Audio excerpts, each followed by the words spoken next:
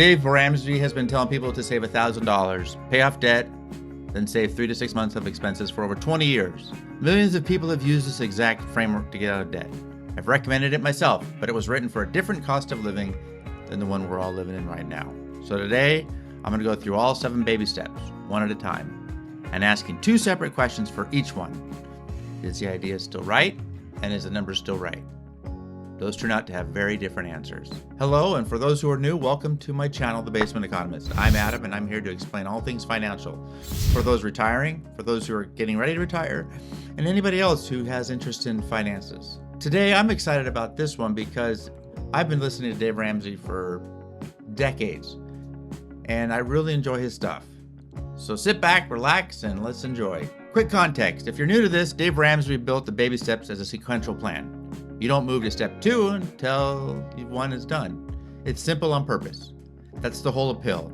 No spreadsheets, no debate about which debt has the best interest rate, just a fixed order of operations. And the track record is real. This framework has gotten an enormous number of people out of debt who couldn't get out any other way. Here's my overall position going in, so you know where I'm coming from. I agree with almost every mechanism in the list. The order makes sense. The behavioral psychology behind it makes sense. What I'm not sure still makes sense is some of the specific dollar figures, because some of them were set years ago and haven't moved, while the cost of the emergencies they're supposed to cover absolutely has.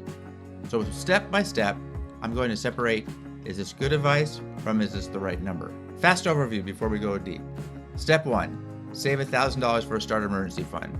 Step 2, pay off all debt except the house using the debt snowball. Step 3, save 3 to 6 months of expenses in a full emergency fund. Step 4, invest 15% of household income for retirement. Step 5, save for kids' college. Step 6, pay off the house early. Step 7, build wealth and give.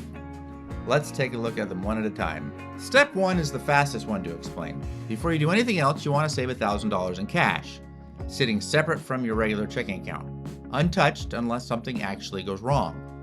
Ramsey's not claiming this covers everything. The entire point is behavioral. It's there so that the next time your car breaks down or the dishwasher floods the kitchen, you reach for that envelope instead of a credit card. It's a tripwire against the easiest way people fall back into debt. As a concept, I don't have a single complaint. Having any dedicated buffer between you and a credit card is objectively better than having none.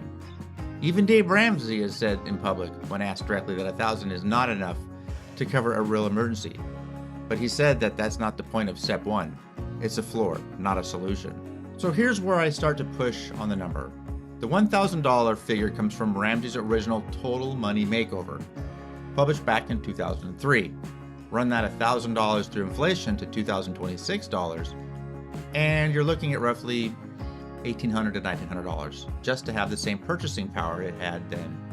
Before you even ask whether $1,000 was enough in 2003, and when you look at what a typical emergency actually costs today, the gap gets harder to ignore. AAA puts the average unplanned car repair somewhere around $500 to $600, with plenty of common repairs landing between $800 and $1,350. An average ER visit in 2026 runs about $2,863. A basic visit that doesn't turn into anything serious can still land in the $1,600 to $2,100 range. So the honest read, $1,000 still works as a psychological tripwire. It still gets you to stop reaching for the credit card automatically. But as an actual buffer against the emergencies people have most often, it covers less of the real cost today than it did when it was written. So here's my take. The mechanism is still right. The number is dated. If I were updating this step for 2026, I'd index it. Something closer to $1,500 or $2,000 gets you back to where $1,000 sat you in 2003. It actually covers a mid-range car repair or basic ER visit without immediately running out. My wife and I have gone back and forth with this a lot and talked about it. And we've come out that $2,000 is where we want to land on for a buffer. It just makes me feel better and it covers a little bit more. Pick a number that you're comfortable with and go with it. I think the whole basis though of what Ramsey is trying to talk about is that save a little bit. He likes $1,000, but save something. That way you don't have to go for your credit card. Okay, on to step 2. Step 2 is the one people argue about most. And it's not about a dollar figure at all. It's about method. List every debt except the house from smallest balance to the largest. Ignore the interest rates and attack the smallest one first with every spare dollar while paying minimums on the rest. Once it's gone, roll that payment into the next smallest. That's the snowball. You pay from one, take everything into the next, everything into the next. The math objective is well known. If you instead paid off debts in order of highest interest rate first, which is also called the avalanche, this method you'd pay less total interest over time. That's true. It's also, in my opinion, the wrong argument to have because the snowball was never designed to win on math. It's designed to win on momentum. Knocking out an entire debt in the first few weeks gives people proof the plan works. And that emotional win is what keeps most people going enough to actually finish. A method that's mathematically optimal, but that people quit halfway through loses to a method that's slightly less optimal, but that people actually complete. There's no dollar amount to re-examine here, so this one's simple for me. Still valid, no changes needed. If anything, in an economy where a lot of people are carrying more revolving balances than they did a decade ago, the psychological win early design matters more, not less. Remember, Dave Ramsey talks about that this is an emotional matter, not a mathematical. If it was mathematical, you wouldn't have gotten into the issue in the first place. Now, once the debt's gone, step 3 has you build that starter $1,000 fund up into a real one, 3 to 6 months of actual living expenses. Fully liquid, sitting in savings. The logic, if you lose your income, this buys you time to find the next job without touching debt or retirement accounts. This is where 2026 data actually changes the picture more than it does anywhere else in the list. The 3 to 6 month range was always meant to be generous, a cushion with a room to spare. But the average job search in 2026 is running around 24 to 28 weeks. Call it roughly 5.5 to 6.5 months, depending on the survey. That's not comfortably inside Dave Ramsey's range anymore. For a lot of people, especially anyone in tech or slower hiring fields, here, it's sitting right at the edge of it or past it entirely. To be clear, this isn't a case where the dollar figure is stale. It's a case where the underlying assumption behind the range, you'll probably be reemployed within 6 months, is holding less reliably than it used to for a meaningful chunk of the workforce. So, here's my take. The framework is still right. You should absolutely have a fully funded emergency fund before you move on to investing. But I would treat 6 months as the new floor rather than the ceiling, especially if you're in a field with a longer average search time. That's not really Ramsey being wrong so much as the job market moving out from under a range that was set when searches took less time to close. For my wife and I, that's 9 months.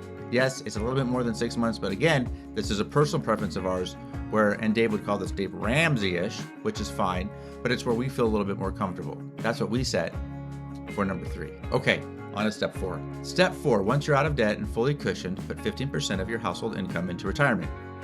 Ramsey's specific about the order. Roth options first, where you're eligible, spread across growth-styled mutual funds.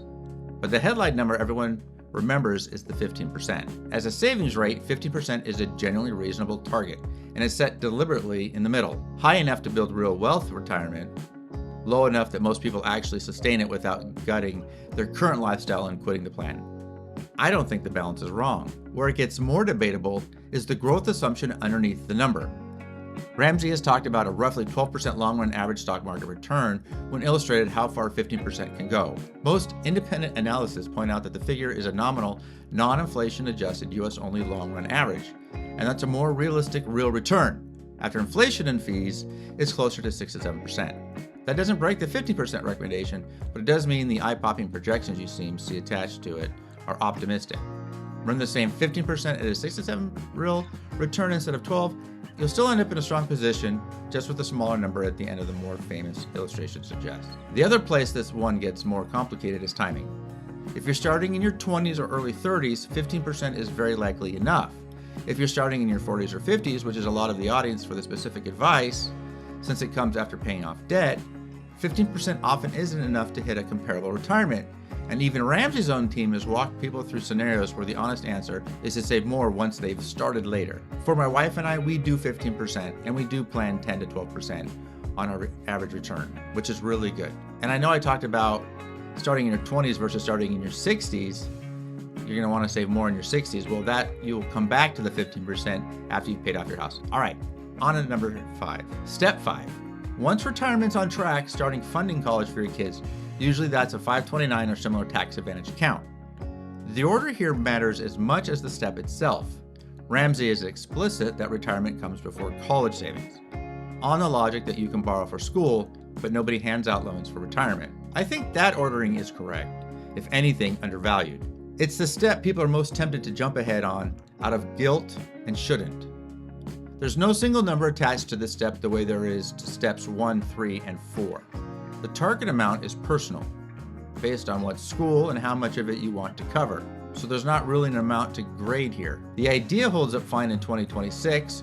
Tuition inflation is in its own separate conversion, but it doesn't change whether retirement first, then college in a tax advantage account is still sound structure, because it is. For my wife and I, we saved enough to pay for the first year of college. What we did as parents is said that we'd pay for your first year of college, but we required our kids to get a job and pay for the other 3 years or beyond that. If they can live at home, if they're going to school, otherwise they're on their own. So that's what we do. And that's what we're talking about here is how much do you want to save? Well, kids don't need to go to Harvard and Yale and all the expensive colleges. They can go to a state school. What we did is we asked our kids to go to a community college first to get all their general eds out of the way, and then they moved to the bigger state schools. And it's worked out great. All right, step 6 is the one that gets the most pushback from finance people online. Pay off your mortgage early, ahead of schedule, before you fully lean into this building our wealth. The standard objection is opportunity cost. If your mortgage rate is lower than what you could earn investing that extra money instead, you're mathematically better off investing it. And that objection was a lot stronger a few years ago, when a huge share of homeowners were sitting on mortgages under 4%. Paying extra towards a 3.5% loan instead of investing it was a genuinely close call, and a lot of people originally came down on the side of investing instead. But 30-year mortgage rates in 2026 are sitting around 6.5 to 6.8%. At that rate, paying down the mortgage early is functionally a guaranteed risk-free return of roughly 6.5 to 6.8%. No market volatility. Nothing that can go to zero. That's a genuinely strong return for a safe dollar, and it's made this step more defensible today than it has been in a long time, not less. So this is a case where I'd actually flip my usual instinct. This step's validity has improved since rates went up, precisely because the number that makes it debatable, the mortgage rate, moved in Ramsey's favor. If mortgage rate is closer to 3% because you bought or refinanced years ago, I think the investing argument is still stronger for you specifically. If you're looking at a 2026 era rate, the case for paying it down early is about as solid as ever been. Now, I know I said a lot there, but what my wife and I do, regardless of what it is, and this is what Ramsey does, what we believe, I know we talked about people, mathematically it makes more sense, but how sweet would it feel to have your house paid off? And even Ramsey says that your grass feels better under your feet when your house is paid off. Yes, mathematically, if you have a super low rate and you want to take that, but still, I don't think that's the best way to go, and I know Ramsey doesn't either. Let's move on to step 7. Step 7 isn't really a step with the mechanism at all. It's the finish line. Yes! Debt's gone, emergency funds full, retirement and college are funded. The house is paid off. From there, it's building wealth on purpose and giving generously, because you're finally doing it from a position of real financial strength instead of obligation. Nothing to grade here in terms of a dollar figure. This step is a description of where you land, not an instruction with a number attached. I don't have any pushback on it. It's the payoff for doing the first 6 steps, and it holds up exactly as well in 2026 as it always has. So let's put it all together as a framework. The order, the psychology, the discipline of not skipping steps. I think the baby steps hold up completely in 2026. That part isn't debated at all. Where I'd push back is narrower than people expect. It's really just steps 1 and 3, the $1,000 starter fund and the 3 to 6 month range, where the numbers haven't kept pace with what things actually cost and how long job searches actually take now. Step 4's headline growth assumption is a little rousy, but the 15% itself is fine. And step 6, paying off the house early, is actually in better shape today than it's been in years because mortgage rates moved in its favor. So my actual answer to is Dave Ramsey's plan still valid in 2026? Yes. Use it. Just don't treat the specific dollar figures as gospel. Update step 1's closer to 15 to 2,000, like my wife and I with 2,000. Treat steps 3's 6 months as your starting point, not your ceiling, especially if you're in a slower hiring field. Everything else is in the list I'd leave exactly as written. That's the full rundown, all 7 steps, graded on the idea and graded separately on the number. If you've actually worked through these steps yourself, I want to know in the comments whether the amount held up for you or whether you ran into the same gap I'm describing here. If this was useful, There's more breakdowns like this on the channel. Subscribe if you want the next one. And I'll see you in the next video.